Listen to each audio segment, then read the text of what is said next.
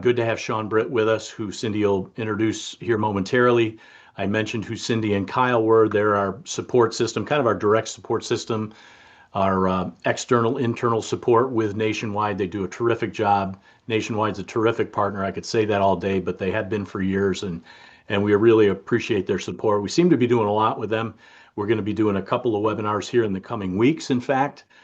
We've got today's webinar, and then next week, for those of you that are in the investment space, if you're using eMoney or Money Guide Pro, we're going to have a special guest presenter from Nationwide that's going to walk you through, hey, here's a way that you could use those tools to help identify the long-term extended or chronic care needs your clients have and put solutions in place to help with that part of their financial plan.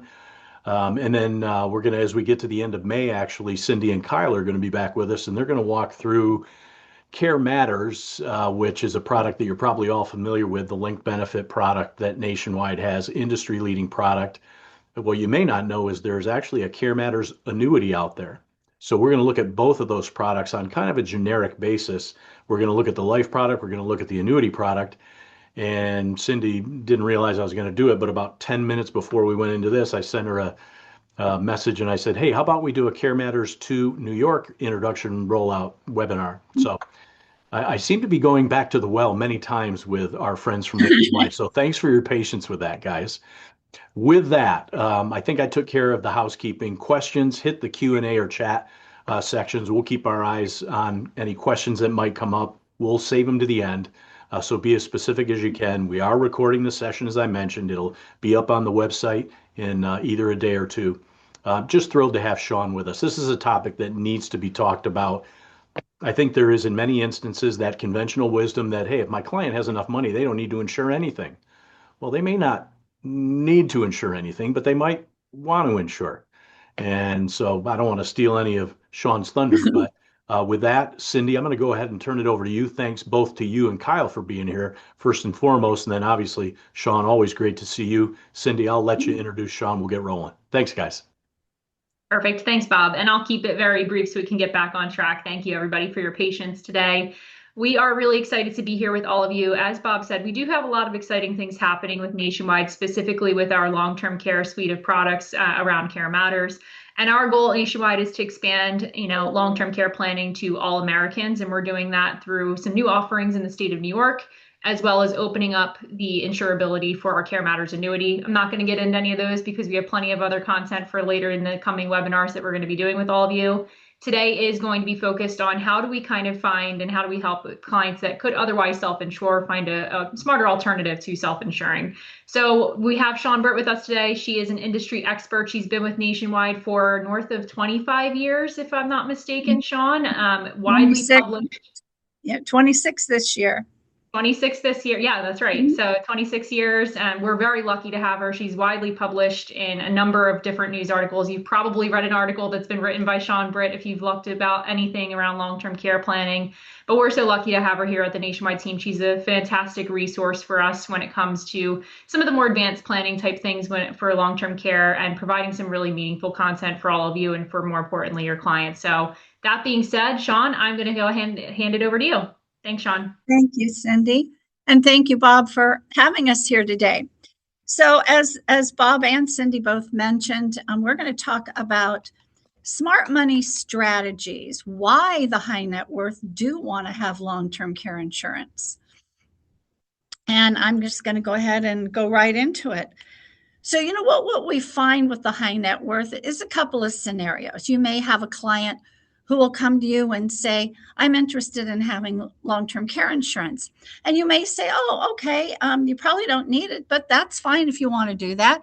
But what do high net worth people usually do when they buy something that has a contract?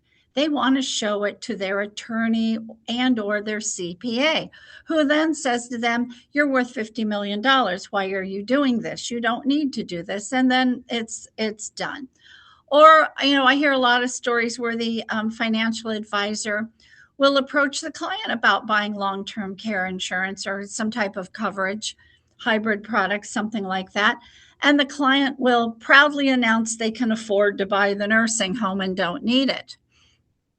Well, the point is, just because you can self-fund and easily afford to do that doesn't make it a good idea.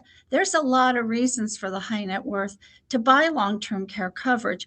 It's just not the same reasons that the middle market needs long-term care coverage. And that's what we're going to talk about today. So when you're having a discussion with your high net worth client, it's about finding what I like to call the pain point. And that is a problem, a concern, a cause, a person, something particularly that has an emotional tie to it that can be solved or protected with money.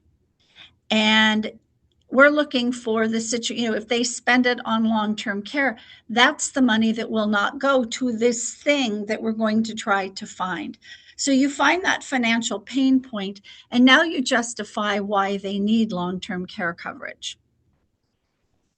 First, it helps if you can level set the cost of care with your high net worth client. First of all, these people do not depend on their children. These kids do not come home. They do not quit their job to take care of mom. They have high-paying jobs. They're not just a physician. They're probably a surgeon. They're not just an attorney. They probably are a partner in the law firm. And they're C-suite executives. These people do not quit their job and take a leave of absences to take care of a parent. The other thing we know about high net worth people is that they're more likely to receive 24/7 care at home because they don't care what it costs. I look at me as a middle class person at the point where home care exceeds the cost of going to assisted living.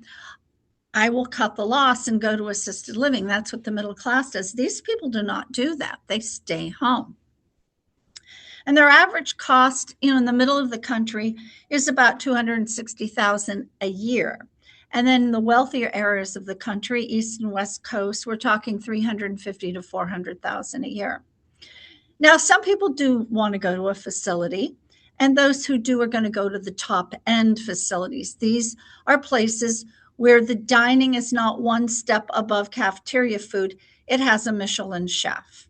If you can bring your dog with you, they groom the dog there. If you can still travel, they board the dog there. They do your Christmas shopping. They wrap the gifts. You get the idea. This is the top of the line facility, and this costs $35,000 and upwards a month. So now we're talking, at $400,000 a year or more. Now, I like to use a 3-year claim. We know that wealthy people tend to be healthier people. So a 3-year claim is a very fair, I think, a number of years to use in doing this example. So in 3 years, in today's dollars, a long-term care event for a high net worth person could easily exceed $1 million. Now, if we were to estimate costs 15 to 20 years from now, an individual will be looking more around $2 million. And if they're a couple both needing care, we're now looking at $4 million. I don't care how wealthy you are, $2 million, $4 million, that's a lot of money. And once they understand what the cost of their care is, which is not the cost of care they read in AARP magazine, but the real cost for their type of person, the self-insure may start to lose some appeal. Because what you want to appeal to them is, how could those same dollars have been put to better use if they weren't self-funding their long-term care and used insurance instead? So what we're going to do after these levels set with the cost of care, then we're going to find those pain points. So I like to talk about real case studies, not made up marketing stuff. So these are all my cases. And I may skip one of them, but just for time's sake, because I know we ate up a little time getting my computer set up. But I am going to go through some really nice case studies that hopefully you will find a client and think of one while we're talking that could be match this scenario. So my first one was a woman. She was worth over $50 million, and her father was also quite wealthy, actually more wealthy than she was. Many years ago, the father actually tried to buy a long-term care policy and was told he didn't need it. So he didn't buy it. Now he's spending over $30,000 a month on 24/7 care. And he's spent over $1 million at this point. So one day the daughter goes over to visit him, and they're very charitably inclined people. And he basically said to her, please don't make the same mistake I did. I've spent over $1 million. It's like flushing it down the toilet. This is money that should have gone to our charities. I should have never let that guy talk me out of buying a policy. Promise me you will go home, call your advisor, and buy long-term care coverage. So that's what she did. She called her advisor. We talked to him. We actually sold her the maximum policy that we sell. It was a Care Matters 2 policy. She paid for it with a single premium, and the premium was about $649,000. So nice case. Now, there are a lot of, if what I am finding is the number one reason the high net worth want to do this is to preserve and maximize charitable gifting. So how can you as a financial advisor present this? So it works well if you can be in front of your client in person, not a Zoom call, but hand them a piece of paper and a pencil and ask them to list the people, the charities, the causes that they would like to leave money to. And, ask them if they want a cup of coffee, cup of tea. Actually leave your office, go get some snacks or some, coffee or whatever. Give them a few minutes alone so they're not so nervous while they write the list. They didn't have to be expensive. Just say, list out 5, 7, 10, whatever. Now, when you get back with the coffee, pick up the list and read it back to them out loud. And make a remark. Your spouse will, of course, I would expect that. Children, and the grandchildren too. That is great. Children's Hospital. Well, of course, you're on the board there. The Art Museum. Didn't your wife go to art school? I kind of recall her talking about that. Veteran Support Group, Public Television, Homeless. This is a great list. So that's kind of how you want to do it, something like that. Now, hand the piece of paper and the pencil back to them and ask them, which ones do I cross off because you spent the money on long-term care? And they may look at you, what? Well, you said you can afford to self-insure, to self-fund. And I agree that you can do that. But to do that, you're going to be could be spending $1 million or more. So who on this list will not get the money? Now they get it. They realize it has nothing to do with about affording to self-insure, and it has everything to do with preserving and maximizing their ability to give to charity. And once they see it that way, they're very excited to buy a policy. This is one of my favorite cases just because of the client and how one case turned into another. So the first case was a real estate developer, and he was worth $100 million. And this gentleman sometimes barely had enough money to pay his bills. And they lived very well. Obviously, he's worth $100 million.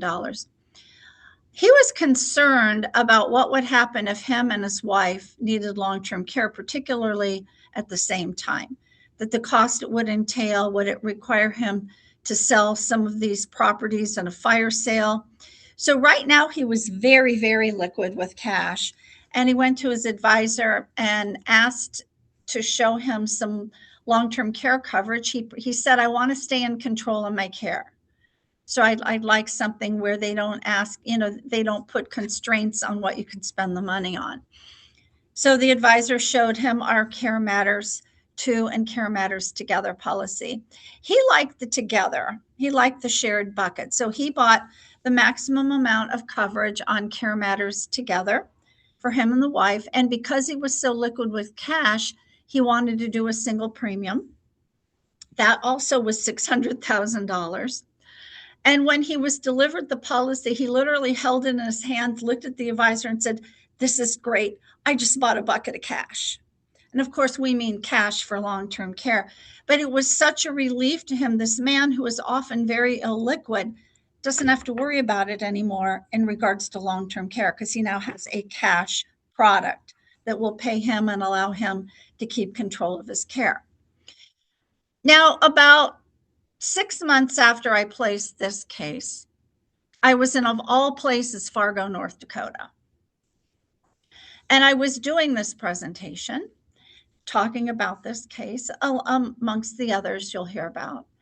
And when we were all done, a young advisor came up to me and said, I have a case like that. And I'm like, which one? He said, the real estate developer, except my clients were 300 million. He goes, he likes to give to charity too. He goes, I'm leaving on vacation tomorrow, but I'm going to try to get a hold of him today before the day is over and set an appointment.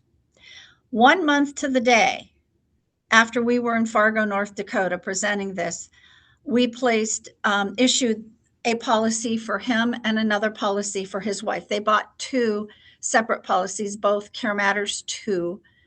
And the combined premium, apparently he had a little more liquidity than the other gentleman.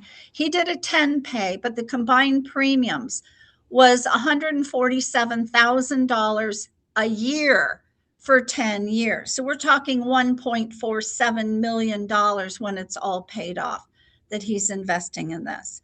And again, he is very happy that he will have nice liquidity for long-term care and be able to preserve and maximize the charitable gifting that means so much to him and his wife. I'm going to skip over this one only because it took so long to get started.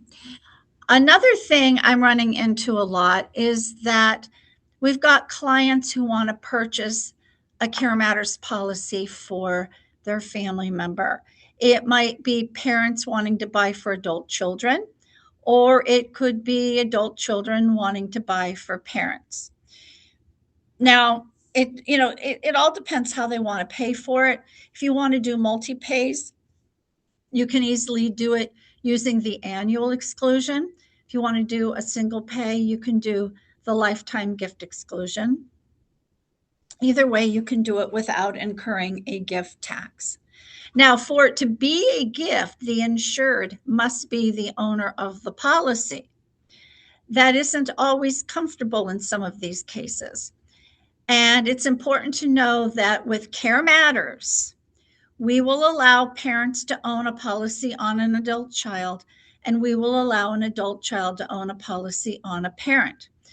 You may say, well, where's the insurable interest? And that's a very good question. But remember, linked benefit long-term care policies don't have a massive leverage of life insurance. Therefore, we see it as they could probably make more money in the market than they would be making off the death of their child or parent. Therefore, we will go ahead and allow this. We do not allow it on the LTC rider on life insurance, unless there is an insurable interest. But with the Care Matters products, we will allow this. Now, I'm going to show you some case examples, and you're going to notice that I'm not using $19,000 as my annual number. And the reason is my former colleague I worked with for 20 years had been an IRS auditor, and he literally dinged people. They would use the maximum for like life insurance for, wealthy people buying life insurance and trusts, the whole thing. And he would say, well, how much did you spend on your son for Christmas? What'd you buy him for his birthday? And he taught me, don't ever use the full amount, back it off $1,000 or $2,000 in case you get audited. And that's why I just tell you that's why I'm using 17,000 of the 19,000. Now for 2026, I know this slide says 2025, but for 2026, the annual gift exclusion is still 19,000.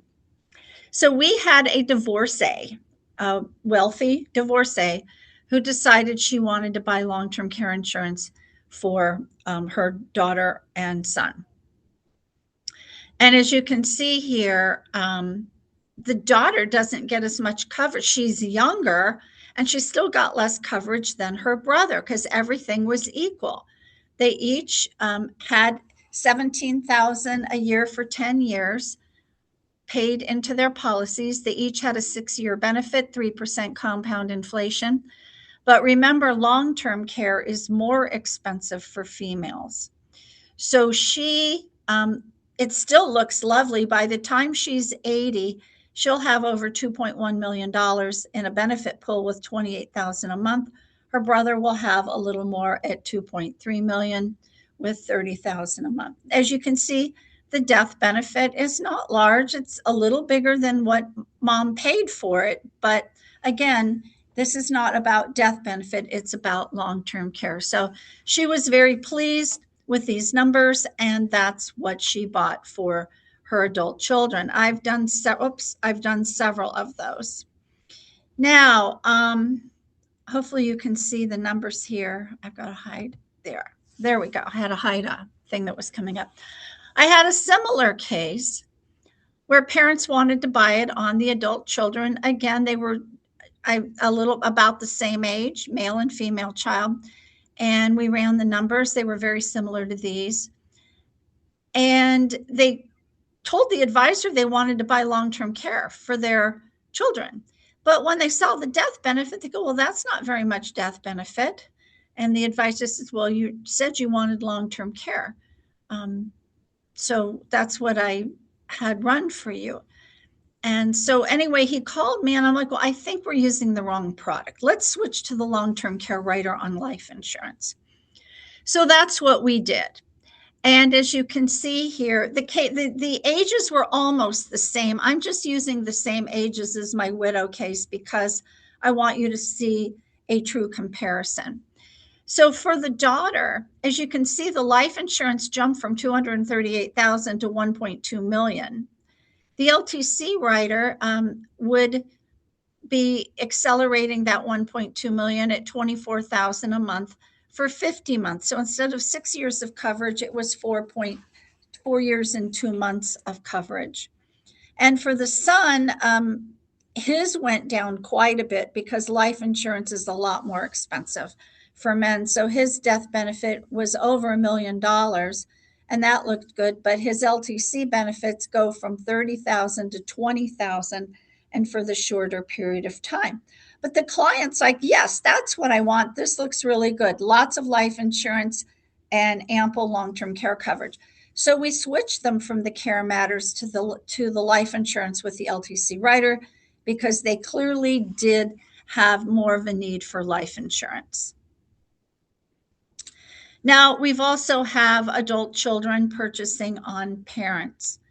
This is a situation in which you really want one of the adult children to think about owning it versus gifting it. If they are an only child, it doesn't matter. Go ahead and gift it if you want to. But if you are one of 4 children and you just happen to be the child who does better than the other 3 siblings, you might want to consider owning the policy yourself. You never know if there's that one sibling in the family that's a little greedy but is still mom's favorite. You never know, he could talk mom into changing the beneficiary. So this is, again, whether you own it or you don't own it is going to depend whether the gifting is what you need to do or whether owning it is better. Just know that we allow ownership. So what we did here in this particular case, they did a single premium of $500,000 for the parents. And the parents were 68 and 70. And we did our Care Matters together, no inflation. When you're that old, the inflation doesn't necessarily work out as well. And we bought a $1.7 million benefit pool that they would be able to share.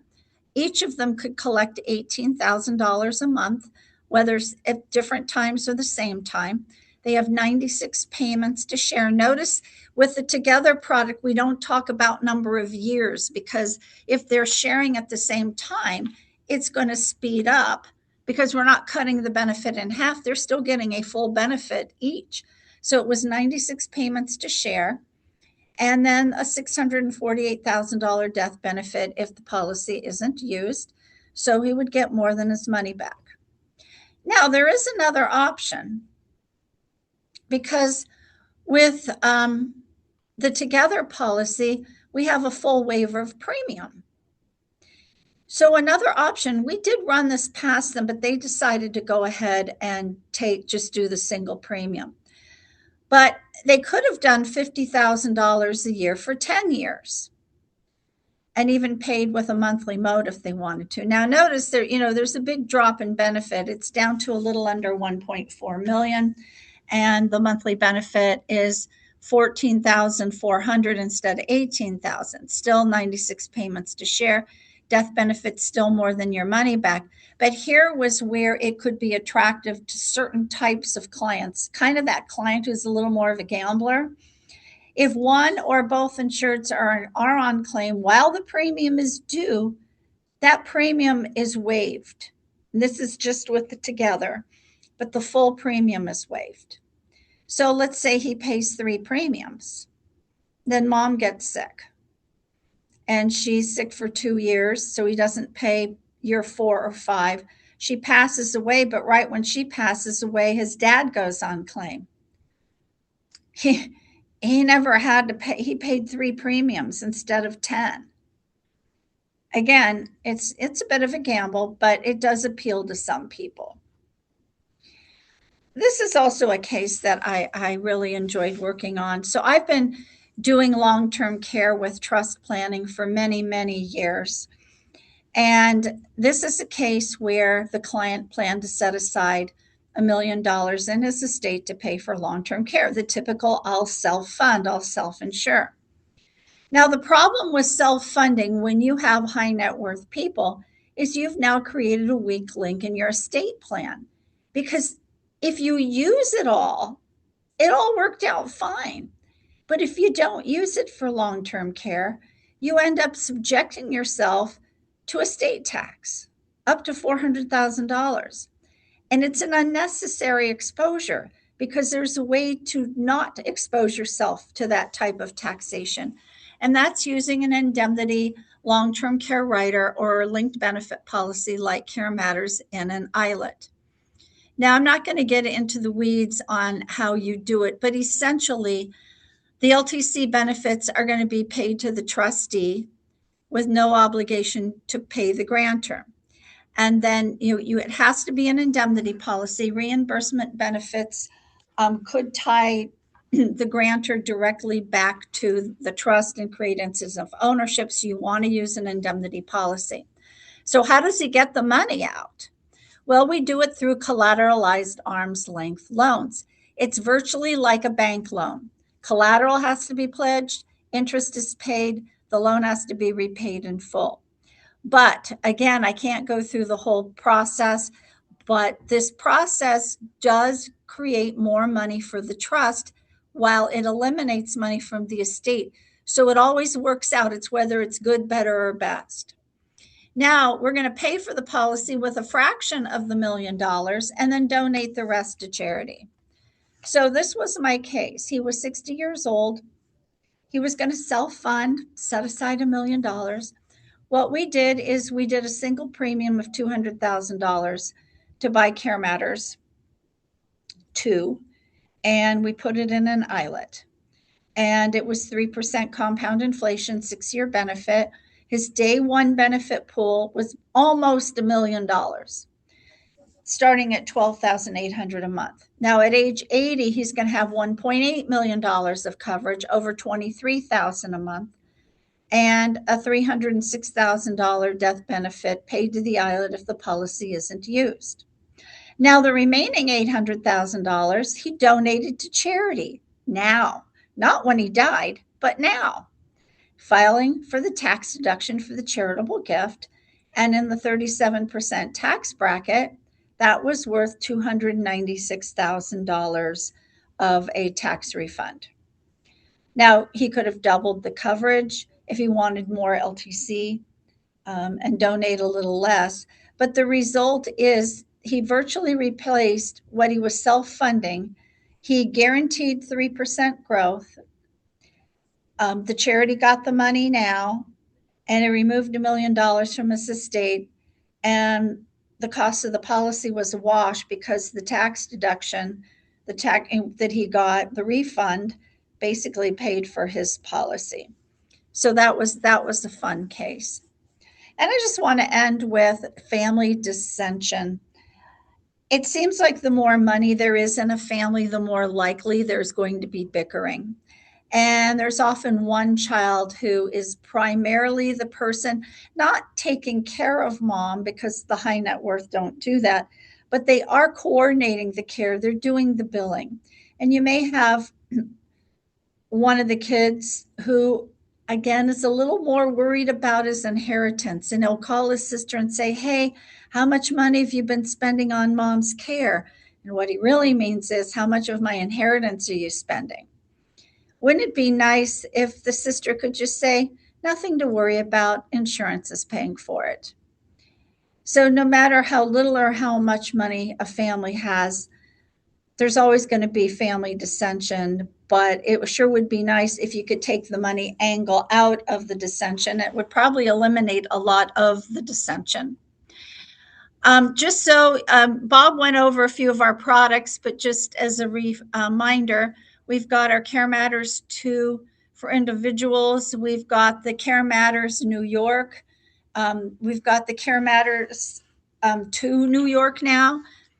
And we have the LTC Rider 2, Care Matters Together. We've pretty much got everything you need in regards to long-term care solutions that are combined with life insurance. And yes, we now have the annuity. It is not in New York, but for those of you who sell outside of New York, we have the annuity. Everything we sell at Nationwide is cash indemnity benefits. So basically, just to summarize what we talked about, the middle class use long-term care insurance as a safety net. The high net worth use it to win bigger. That's basically it. It's not a matter of whether they can afford to pay for long-term care. It's about, how can I maximize the money I have for other things? This is how they got wealthy to begin with. So find that pain point. Show them how eating up money dollar for dollar is just taking money away from family, charity causes, and other things that would mean something to them. The bottom line is, long-term care coverage is just as important for the high net worth. It's just for different reasons. So Bob, do we have any questions? Shawn, great stuff. Thank you. I think a lot of times many of us spend our times with that bread and butter client that maybe doesn't necessarily fall into that high net worth category, but we've got a lot of advisors who spend a little or a lot of time working with high net worth folks. So this is tremendously valuable for that purpose. Thank you for that. And we've talked about this so many times, you and I, but I love the ability, especially for that high net worth individual, to combine trust planning and insurance planning together. I mean, the power of what you can do there. And I love the couple of examples that you gave there. I think it's the ultimate wait and see plan, not knowing what's going to happen with estate taxes or certain other parts of the client's estate plan. It just buys valuable time in my view. So thanks for doing that. Wealth replacement plus charitable planning, just all good stuff. So thank you. Yes, we did have a couple of questions. Denise really asked the first one, and maybe you want to just touch on the impact of benefits that might come from either Care Matters or the life product with the rider vis-a-vis the IRS per diem limit. You want to chat a little bit about that? Oh, I sure do. Thank you for asking. There is an urban myth out there that if you have an indemnity policy that you cannot collect more than the HIPAA per diem. That is not true. It's actually there's a formula referred to often as IRS guidelines. That's how I refer to it in my white paper, which says you may receive tax-free the greater of the HIPAA per diem in the year of claim, or your actual long-term care costs incurred. What that means is, if you let's make numbers even just for the math. Let's say the HIPAA per diem is $12,000 a month. It's actually $12,900 right now, but let's say it's $12,000 a month, and your LTC benefit you're receiving is $11,000 a month, but your bills are only $8,000 a month. You don't have to report anything. In fact, you don't have to keep track of how much you've spent. You don't have to report that amount. That's all an urban myth. You get to keep it all, and there's no tax and there's no You don't have to justify anything. Now, if you were to receive 12,000, if let's say HIPAA is 12,000 and you receive 15,000 a month and your bills are 14,000 a month, then you only owe tax on $1,000 because you get tax-free the greater of the HIPAA per diem or your costs incurred. Well, you spent 14,000 a month. You collected 15, you would pay tax on 1,000. Now you with Nationwide will allow you to say, hey, you know what, right now my benefit is more than I need and it's over HIPAA, just send me 14,000. We'll do that. So you do not have to end up in a taxable situation. It's funny. Go ahead. It's funny, Shawn. I get asked this question periodically as well, and I would add to that, Denise, that let's take Shawn's example. Let's say I get 15,000, but I only incurred expenses of 14,000. So you got to pay taxes on the 1,000 a month. My response to that oftentimes is, so what? Mm-hmm. I know I'm being a little coy there, intentionally so, because, okay, so you got an extra $1,000 a month in your pocket. Okay, so it could be taxable income. Is that the end of the world? I'm not sure I'm going to lose a whole lot of sleep over that. But as Shawn says, if you want to, you can say, whoop, hang on, time out. Cut the amount that I'm taking out of here for that reason. So sure, absolutely. But glad you asked the question, Denise. Did I cut you off there, Shawn? Were you going to add something? Oh, no, and I agree. The other thing is, a line I use is, with our Care Matters products, it's not in your best interest to take less because you want to get through that acceleration as fast as you can. That's the first bucket, because I don't care which company it is, the people with the 2-bucket policies like Care Matters, that second bucket only pays if you're alive to collect LTC benefits. Right. It's only the first bucket that pays what's left to your beneficiary. You want to get through it as fast as you can. And my feeling is 70% of something's better than 100% of nothing. Pay me now, pay me later, right? Yeah, just take the money, pay the tax, and you're going to come out ahead in the long run. By the way, as an aside, and I know I sort of dangled the carrot of working with Cindy to get a webinar on the books for the new Care Matters 2 product here in the state of New York. For those of you doing business here in the state of New York, one of the changes that we will be able to bring to you, if you're not already aware of it, I know we've been communicating a lot about the new product, but is that fact that we can now have inflation on that base acceleration portion of the benefit that's being taken out for long-term care, which we did not have formerly with the old Care Matters product. So that is certainly an exciting development. Cindy's checking her calendar right now, I can tell. So we'll talk more about that, though, Cindy, and stay tuned, everybody. We'll be putting that on the books. Our favorite attendee, anonymous attendee, is asking, what's the best opening line or hook to start the conversation with the wealthy to grab their attention, Shawn? Well, it kind of depends on, if you know your client already and you kind of have some background on them, you're going to use the line that matters to them. So let's say, they've been thinking about doing estate planning and maybe they've talked to the lawyer, maybe they haven't, they've kind of been a little lax about it. And then so a line for that would be, listen, I've been doing a lot of reading about some things and I've just discovered, I think you have a weak link in your estate plan. Now that could be a plan that's already in a place, or it could be a plan that's just getting started, but open with that. And they'll go, what do you mean a weak link? Well, we talked about long-term care a while back. You said you plan to self-fund. I'm like, okay, you can afford to do that. That was kind of the end of the story. But now I realize you've just exposed yourself to unnecessary estate taxes. If you self-fund, where's the money going to be? In your estate. What is your attorney trying to do? Get as much out of your estate as he can. I know a way now. I've discovered a way, tried and true, where we can get your long-term care covered without exposing $1 million or more to estate taxes if you're lucky enough to never need long-term care. Let me show you.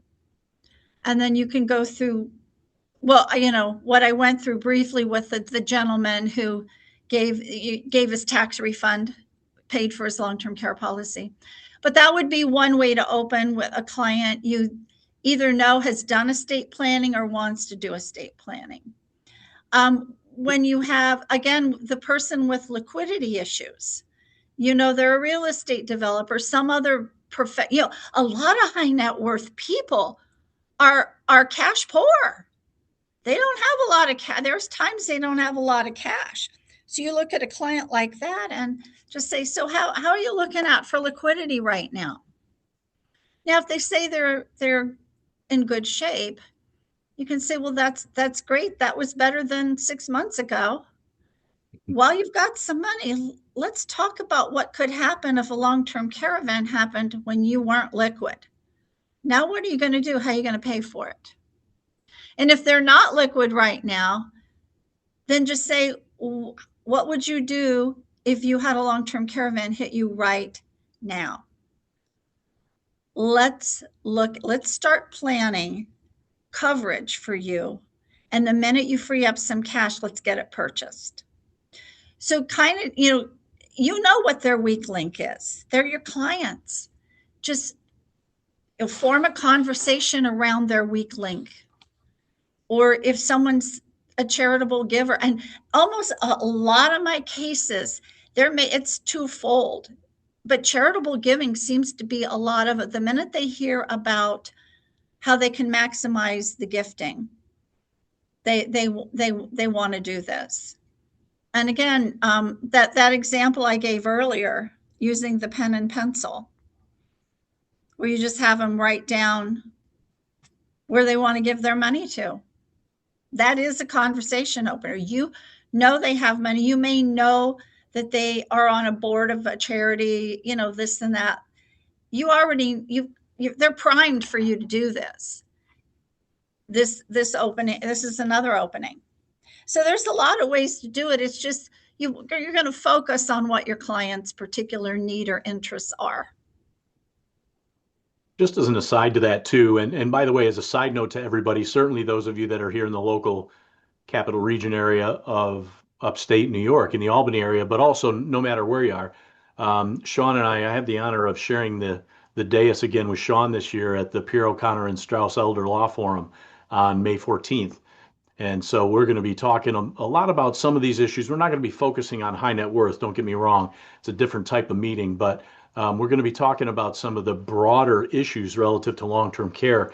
I've been including a link to that program in the e-newsletter. Hopefully everybody's receiving. If not, shoot me an email. I'll be glad to get it to you. They're conducting it both live in person here in the Albany area, right near the airport, but then they're also broadcasting it online. So it's an all-day thing. You can find out more information through the link. You may want to tune into our session that we're going to do there. Should be good stuff. The other thing I would be remiss if I didn't mention is, we're talking about estate taxes here, and obviously the exemption amount at the federal level is a pretty high number right now. Don't lose sight of the state exemption levels. Even here in New York, the exemption level here in New York is not what the Fed level is. So while our knee-jerk reaction might be, well, they're really not at that point where they need to worry about estate tax yet, that could be true at the Fed level, but it might not be true at the state level. So this could provide liquidity for that as well. Yes. Chris has asked, Chris says if a person has one home in another state outside of New York, however, they have a New York driver's license, do either you or Cindy or Kyle want to chat about that, Shawn, what the residency requirement is for one product versus the other? Well, that's Nexus. Cindy and Kyle are more familiar with which form you do it, whether you do the non-residence form. We have forms, but if you own a home, a business, property in another state, then you are good to go in the other state. We just have some additional forms you may have to fill out, and that's where Cindy and Kyle can help you. I don't keep track of the forms, but Cindy or Kyle, if you want to add on to that, please do. Oh, barely hear you, Cindy. Can't really hear you. You're unmuted, but we can't hear you for some reason. Don't know why that is. Nope. That's weird. You're not muted. Hello. Now we got There you. we go. Just got to play around with it, click some buttons like Shawn did. So yeah, we joke that the non-resident form is one of our best marketing pieces for New York, because we can have some flexibility for outside of New York business. So yeah, if you have a residence, if you have a business, if you have a trust that's domiciled outside of the state of New York, you can use that. We even can do, if the agent is not in the state of New York, the agent has their business outside of New York. They go to sign everything in that state. You can use that state for it as well. So we would just ask that you fill out the non-resident form. But yeah, we have some flexibility around that. But I saw something about driver's license that wouldn't come into play as long as it meets the other criteria that we have. Yeah. Yeah. And that's good to know, especially relative to some of the other products that we touched on. The Care Mhm. Matters Together product, which is a one policy that two people can be insured under. The Care Matters Annuity, new product. Mhm. Both products are unfortunately not available in New York. Not sure they'll ever be available in New York, but they sure are outside of New York. So that's where that can come in handy Yes. for sure. Frank is asking if he can get the slides. Frank, usually Shawn only charges $9.95 for those. We'll see Frank, if we can. for you, they're free. All right. Well, she's giving us a gratis discount, Frank. So only because it's you. And that appears to be the last of the questions. This is your last chance, gang. So if you do have a question, here's your last chance. Cindy, I'm going to give you and or Kyle the opportunity to chime in with any final thoughts, then kick it over to Shawn, and then I'm going to get everybody out of here. But any last things you wanted to share? Am I still good? It looks like You my are good. microphone's still good. You're on. No, I just want to say thank you, to Bob and team for having us today. Thank you, Shawn, obviously, Mhm. for delivering a meaningful presentation. I think it's an important conversation, and it comes down to both the financial and the emotional part of long-term care. Financially, how's your wealth structured? Is it ready to take on a forced distribution, like Shawn was saying, to pay for care? Emotionally, what's going to happen to the family if, God forbid, this happens? I joke that I'm the youngest of three daughters, and my mom knows exactly which one of us is going to be the one that steps up. And then everybody always says, well, is it going to be you? I hate to say it, but it would be my middle sister, Michelle. She's a little bit older than me. She's close by, but she's got a family. She's working full time. She's, the glue to our family. So what does it mean for her? And what does it mean for the relationship we have if she's the one that steps up? She's probably not going to be too happy with my older sister and I. So Yeah. nonetheless, important conversation. We appreciate everybody for joining. Bob, we'll definitely make sure that we get that Care Matters 2 webinar for New York scheduled. And I know we have a couple other things that are coming up. So we're excited to spend some more time with you and the team. Likewise, Cindy. Appreciate that. No other questions yet, Shawn. Any final comments before I cut you loose? I just want to say thank you. I just please keep my string going. Every time I do this, one of the advisors brings a case in. So keep it going for us. Don't break the chain. I agree That's 100%. right. I think Yeah. everybody knows Melissa and Jen. Melissa Frazier, Jennifer Brown are here. You need a quote. You want to talk about a case, do a consult. They are both here, ready and willing, like literally sitting by the phone right now, or by their computer, one or the other. And we're happy to accommodate that. And there's a lot of good story to tell about this whole concept that not only that Shawn talked about today, but even in a broader sense. And so, as a final commercial for the Carrier Days, hopefully those of you that are in the areas that we're going to be visiting for the Carrier Days, Nationwide will be one of the key carriers that's going to be there with us. So. Good stuff coming on that. That's the first 2 weeks of June. So if you need more info, Melissa and Jen or myself can provide you info on that also. No more questions. Kyle, thanks for being here. Cindy, thanks so much for being here. Shawn, what can I say? Always great to see you and have you on the docket and share your wisdom. You did a great job once again. Can't tell you how much we appreciate you all taking your time. Thank you. All right, Thanks for everybody. having us. Thanks for attending, everybody. Have a All great week. right. We'll be back with you soon. Take care. We'll be back next week. Okay, great. Bye. Thank you.